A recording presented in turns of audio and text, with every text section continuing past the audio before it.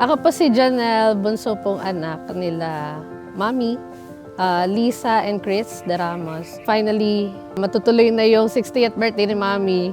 Very exciting for us kasi ang tagal namin inantay ito. Lalo na siya, of course. Kasi yun talaga yung pinakang dream niya yung makapag-debut siya.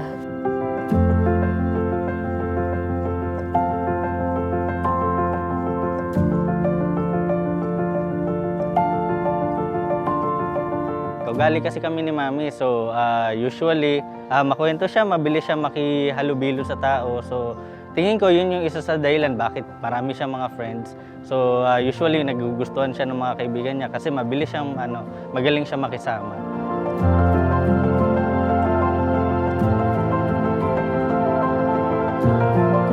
Yun, masasabi ko na best friend ko talaga siya. Nakaintindihan kami sa lahat ng bagay. Tapos, masasabi ko sa kanya lahat, kahit nga yung mga crush ko pa lang, ganyan. Hindi ko pa nga nagiging jowa si Cyrus, sa kwento ko na sa kanya. Happy birthday, Tita Lisa, mom or mommy. Ayun, enjoy your day and God bless. Happy birthday, Mommy. Thank you at winelcome niyo ako sa family niyo. Thank you for kindness, generosity from the beginning.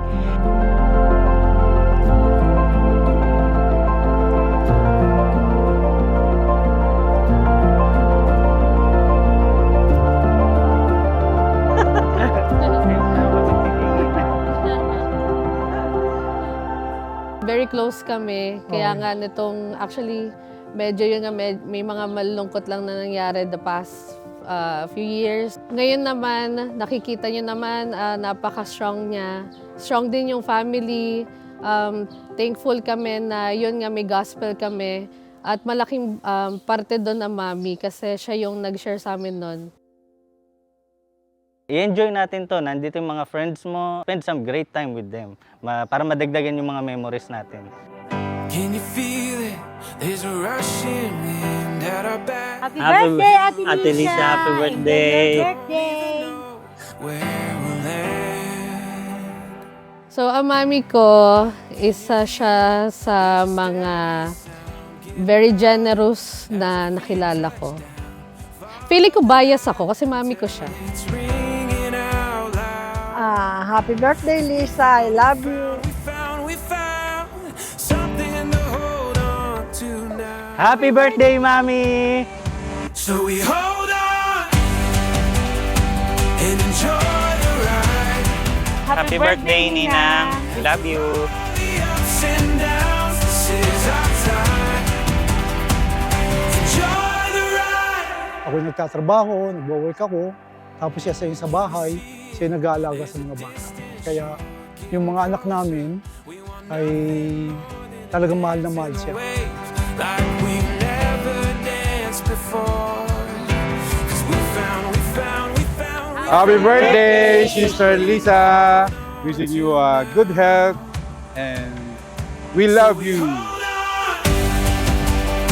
And enjoy the ride. After all the ups and downs, this is our time.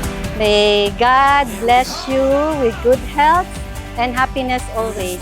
Love, love! Happy birthday, Tita Lisa! This is our time.